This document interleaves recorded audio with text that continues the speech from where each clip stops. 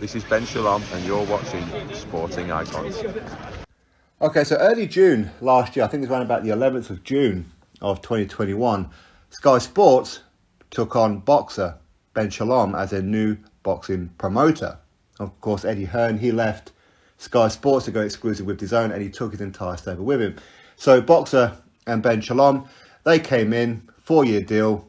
Now, whoever it was that was going to take over as a new lead promoter for Sky Sports, much like any business, I looked on it as the first 12 months will be the feel-out process. Of course, they had to build an entire stable. They had no roster whatsoever. So, of course, they went around and they went to the small hall shows and they've signed up quite a few prospects and whatever else. Some have done fantastic. A couple have taken a loss here and there. But you know what? It's all about the long-term goal rather than the short-term. So they signed up Olympians. They signed up the likes of, more recently, Joseph Parker and Liam Smith, and they got Hughie Fury, they got Michael Hunter, they got a lot of fighters, and I'm sure a few more will be on the way. Now, as I started to say there, I felt that the first year will be almost, I don't say a throwaway year, but trial and error. Let's try a few things, let's see what works, let's see what don't, and in year 2, do a complete review and hit the ground running in year 2. Now, to sum up year 1, I think for Sky Sports and Boxer, listen, you can't compare them to Matchroom or anybody really. You really can't, because obviously they've been, like Matchroom, Eddie Hearn, been going for quite some time. They built their profile, again, off the back of the platform of Sky Sports. So they went exclusive with DAZN, and fortunately for Boxer, fortunately for Sky Sports, Eddie Hearn was arrogant enough, and I think it's the right word to use, arrogant enough to not get fighters under contract, because Eddie Hearn quite often said, well, any professional fighter out there wants to work with me. I'm the best promoter in the world, blah, blah, blah. In other words, didn't need to get them under contract. In other words, didn't have to pay them sign-on fees. Okay? As a consequence of that, I think Eddie Hearn has quickly realised that actually a lot of fighters, what they really wanted was Sky Sports. Now, Sky Sports, Eddie Hearn, was a match made in heaven. It really was, from both sides. But Boxer and Ben Shalom had to start again, and they saw a lot of gaps. Now, one of the reasons I do believe Sky Sports took on Boxer, and of course especially Ben Shalom, of course their background was Ultimate Boxer, for those of you who will remember that series with Paulie Malignaggi and Ricky Hatton and all that. I enjoyed it, I really did. Again, they were using like a lot of prospects to do like these one-night tournaments and things like that, which I really liked, and they've transitioned some of that into their Sky Sports platform. But I always felt that going forward, it was always going to be a case of nobody's going to be able to live up to Eddie Hearn. Not for a while, at least, anyway. And for those of you who remember Eddie Hearn, when he first got the promoter's job at Sky Sports, a lot of people were going, what? We all know why he's got the job. He's Barry Hearn's son. He ain't going to be no good. It's going to be a flash in the pan, all that kind of stuff. And look what happened. Some people have been saying the same about Ben Shalom. Some people have been speculating about his background and all that kind of stuff and whatever else. But as I started to say before, one of the reasons that I feel personally that Sky Sports took on Ben Shalom was because he doesn't have that history. There's no barriers, there's no walls with other promoters. There's no bad blood. With Eddie Hearn, when he was on Sky Sports, there was bad blood, so it was hard to make fights between Matchroom and Queensberry, for example. Matchroom and PBC fighters, for example. The only time fights could really happen was if one of the platforms felt that, okay, you want our fighter, well, we don't particularly rate him, but if they go over there and do something good, fantastic. Okay? Or purse bid situations. But they never wanted to make risky fights. They didn't want to do it, even though that they would always openly say that they would work with each other, but they never did. But that was one of the reasons I felt that Ben Shalom was brought in. Again, Sky Sports foreseen what was coming. This whole Daniel Kinahan situation, they foreseen it. That's why they didn't want to take anybody on who had existing deals with MTK Global.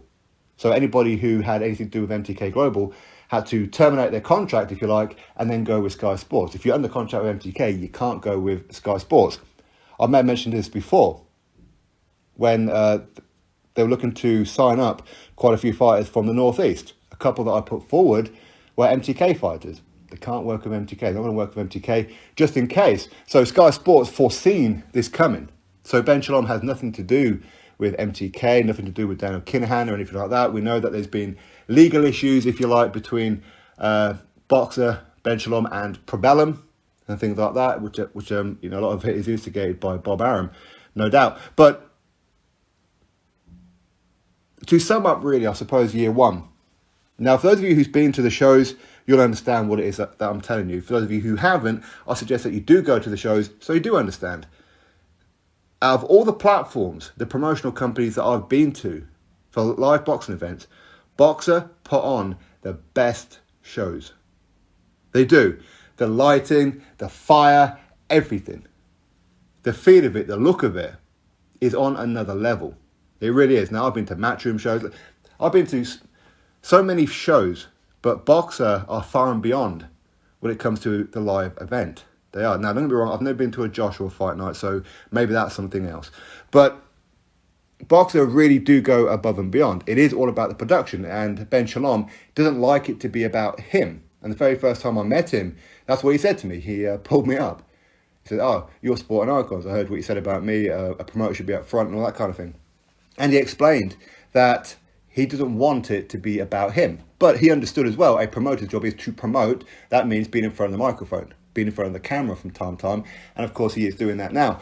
But for the first 12 months, they've put on some fantastic shows. They've created a stable. Now, the stable, arguably, I mean, if we were to go on the first year, how many shows that they put on the first 12 months, weren't that many.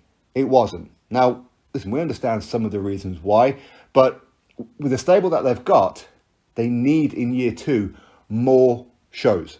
More shows. Stick with every single fighter that you've signed. From day one, stick with them. Guide them correctly.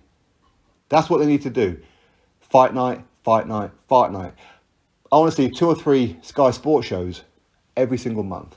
That's what I want to see going forward. They've got a stable now. Of course, yes, the door's always going to be open to have a few more in, a couple of prospects come through, and from some small hall shows, which I know Ben Shalom is very keen on, giving people the opportunity, working with other promoters and that as well. That's something that Ben Shalom has openly said about before, which is fantastic, which is music to my ears and most of you as well, that a promoter actually wants to work with the other promoters. But more fight nights. That's what I want to see. I don't want to see a repeat of year one where not as many fight nights. It was starting off great, then it just died, didn't it? Then it started to pick up again. The small hall ones, if they like, that they do what Eddie Hearn used to call next gen. Of course, they do the Ultimate Boxer style fight nights. They do fight nights in Coventry and things like that. Again, that's great, but we need more fight nights. But again, they are going to need a couple more headliners. That's the only thing I can really say right now. I need a couple of headliners. Maybe make every effort possible to try and sign Dillian White. I'm sure he's open to it. In fact, I'm pretty sure that he is, okay? But you have to sign up another couple. I mean, I don't know what the situation is for, say, Tyson Fury. I don't know. Listen, they signed Joseph Parker. Do you think Joseph Parker would have walked away from Queensbury and signed up with Sky Sports and Boxer without speaking to Tyson Fury first? Do you think so? Maybe there's some scope for Tyson Fury. Again, I don't know what his contractual situation is with Queensbury. We know that one of the Top Rank is now ended. Okay, but again, Top Rank, they're part of Sky Sports as well. I don't particularly like Top Rank shows. I don't stay up till silly o'clock in the morning watching their shows. I think it's a complete waste of money what Sky Sports done there. If I'm being honest, I think that money could have been better invested in the UK market, as it's a UK platform, right? Just nitpick a few foreign events. That's what I would do. But again, they've put on Amir Khan and Kell Brook and all these kind of things. So I think year one, they've done above and beyond what I thought they were going to do. They have. My only real criticism is lack of fight nights, and some fighters, they appear at least to be getting some favourable treatment, some prospects over others. In other words, they're getting regular fight nights while others are not.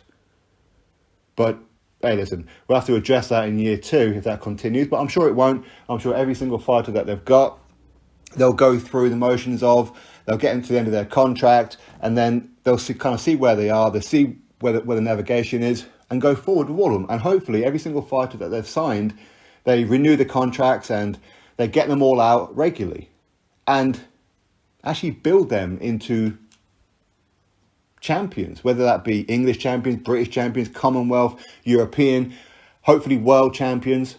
Stick with them. That's what I want to see. I don't want to be seeing, oh, well, you lost a fight or you didn't look very good here, so you know what, we're going to pin you off.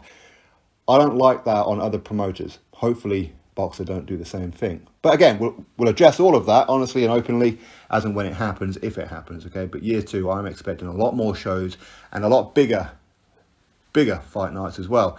Hopefully, they kind of stay away from the pay-per-view platform. I don't particularly want any pay-per-view platform. I don't. But again, if there's some must-see fights, what can you do? Anyway, that's my thoughts. You drop me yours. What do you think of year 1 for Boxer and Sky Sports? Drop your thoughts below. Click thumbs up, subscribe, and I'll catch you next video.